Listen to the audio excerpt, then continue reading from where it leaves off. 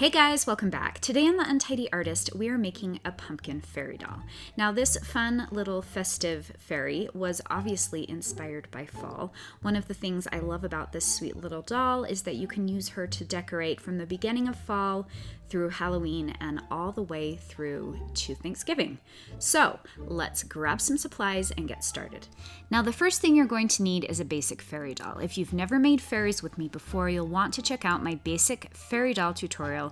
In that, I teach you how to take a piece of floral wire, some embroidery floss, and a wooden bead, and twist it into this sweet little doll. So you'll find very basic step-by-step instructions there. I also wanted to put a link up here. I do have a tutorial on more information about the supplies, so the floral wire, the wooden bead, and the embroidery floss, and different places that I purchase those online, and some of the best places to find those things. So you'll find more questions about the supplies in that tutorial. And then I have a fluffy orange flower. I like how it was a little bit rounded and had different shades of orange in it. I've got some thread, I've got orange, and then two different greens, a shinier dark green and a light green. I've got some seed beads, and these are just different sizes of seed beads in different shades of green, and we'll be threading these on to some wire, and this is just floral wire. And then I've got some sharp scissors, my glue gun set on low, and a little bamboo skewer that we will use to twist the beaded wire around. Okay, let's get started. So the first step is to grab your little doll, and we're going to dress our doll. And you can see I've already got my doll made, and I'm going to take my orange embroidery floss and I'm going to start right around her waist and just dress my doll. You'll also find more instructions on this part on my basic fairy doll tutorial. And once I have her dressed, I'm going to take my shiny green and I'm going to wrap some around her waist to just kind of define her waist and add a little pop of green and just some different variety in her clothing. So once we have her sash done, now we're going to do some tights. This doll required a lot of wrapping. I decided to use this variegated orange thread, and what I did is just like you wrap her legs when you're creating your doll, I wrapped up, starting at the bottom and down on both sides, giving her some tights or some knee-high socks. Then I'm going to take my light green and I'm going to wrap it around to give the socks some stripes. So I start up at the top, flip her over, so I put a dab of glue on the back and just lay down that thread, and then I'm going to, as evenly as I possibly can, wrap it around the orange socks. And this just gives you another fun pop of green, and it kind of looks like the curly vines on a pumpkin. So you're going to do that on both sides. And then you're going to go ahead and we're going to give her some black boots. So I just took my black thread and I gave her a pair of shoes. Now you can see I got glue everywhere on this. One nice thing to remember is you can use hair dryer set on hot to melt the glue so that your glue won't show up if you get a lot of glue. It definitely shows up on black, so that's a good tip. Then I'm going to grab my orange flower, I'm going to pull it apart, and I'm going to decide how I want to layer her dress. So I didn't end up using the teeny tiny flowers at the top, and starting with the smallest layers that go on the top of the dress, I just kind of layer it together until I get the look and feel that I want. And I like to hold it up to my doll to see if I like the way that it looks. And then I'm going to take the petals and I'm going to cut an X right into the center. So I fold it in half, do one little cut, fold it in half again, do another little cut, and it just gives me an X, or it opens up the middle of the flower more so it can slide up and around her legs. And then I decided to take the little green piece of the flower and we're going to add that to the top part of her dress. So you're going to take your very first layer and you're going to slide it up and around her waist. And then you're going to continue to do that, starting with the smallest petals in the order that you want them to lay. Now, one thing I learned very quickly making this doll is that if I were to make it again, I would wait to do the shoes last, because all of those layers of thread make her feet a lot thicker and a little bit harder to slide through the holes that you have for her in the petals for her skirt. So just something to keep in mind. Then I'm going to take my glue gun and I'm going to add small dabs of glue and just kind of tack the dress together in the way that I want it to lay. And you want a nice, fluffy, rounded orange skirt for our pumpkin fairy doll. So working slowly with small dabs of glue, we're just going to get that all arranged and glued in the front and in the back. And once we have that done, we're going to style her hair. Now, my best tip for styling the hair, which I think is the hardest part, is to work slowly and to smooth the thread as you go. I put a small dab of glue right at the top of her head where the floral wire and the thread meet, and I push that up to hold the bead in place. And then I'm just going to start smoothing out her hair, and I decided to give her a side twisted ponytail. So I'm just going to kind of take little dabs of glue and smooth the hair down so that you don't see the bead, because we're going to secure her hair into a ponytail, and you want to make sure that you don't have any of the bead poking through the thread. So tiny dabs of glue, smoothing it down as I go.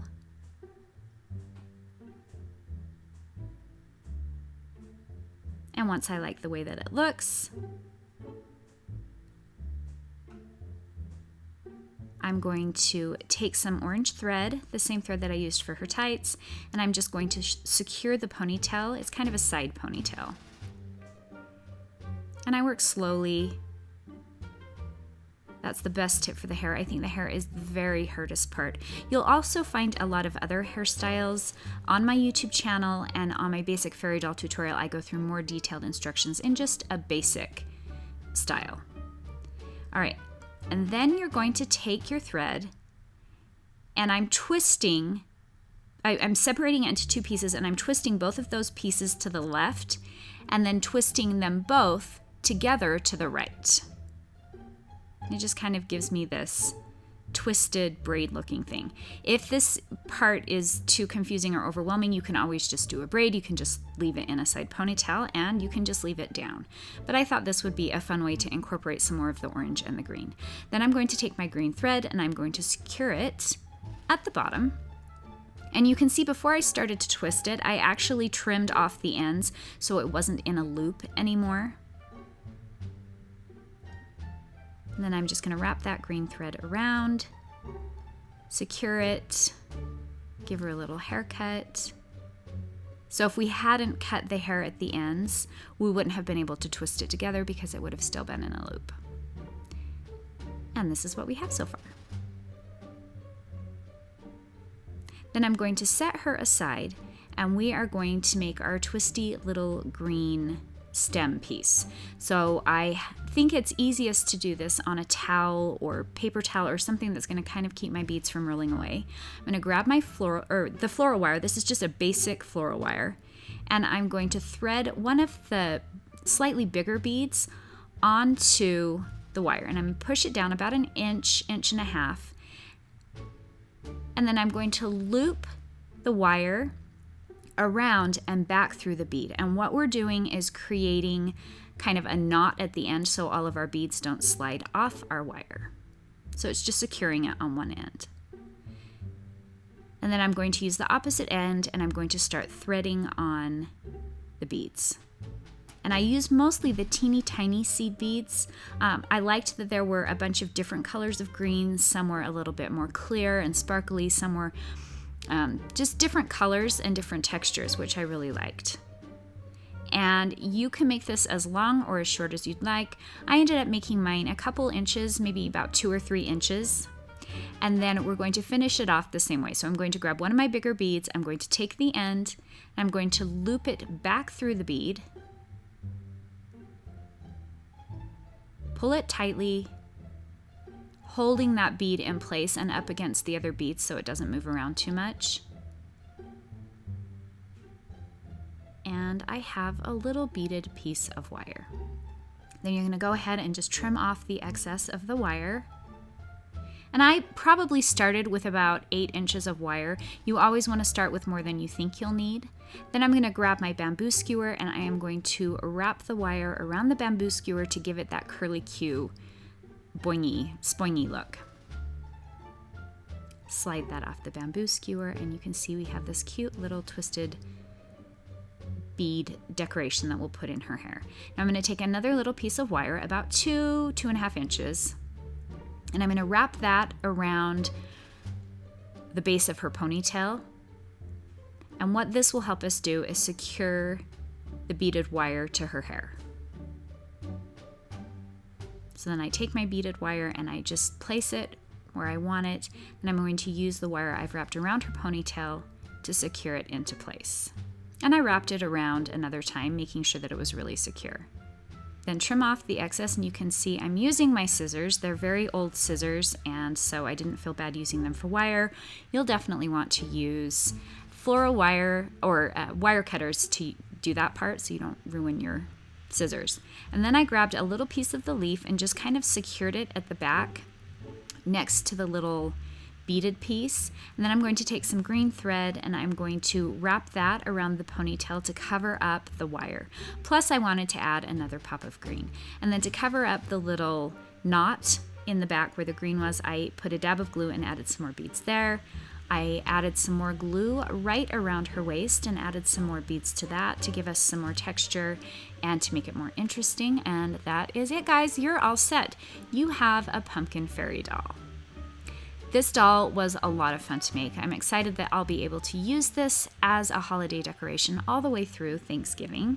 Be sure to check out some of my other Halloween fall-inspired fairy dolls. I have a corpse bride fairy, a ghost fairy, and a witch fairy that you can find on my YouTube channel. If you haven't already subscribed, please do. That would be awesome. If you enjoyed this tutorial, be sure to give it a thumbs up.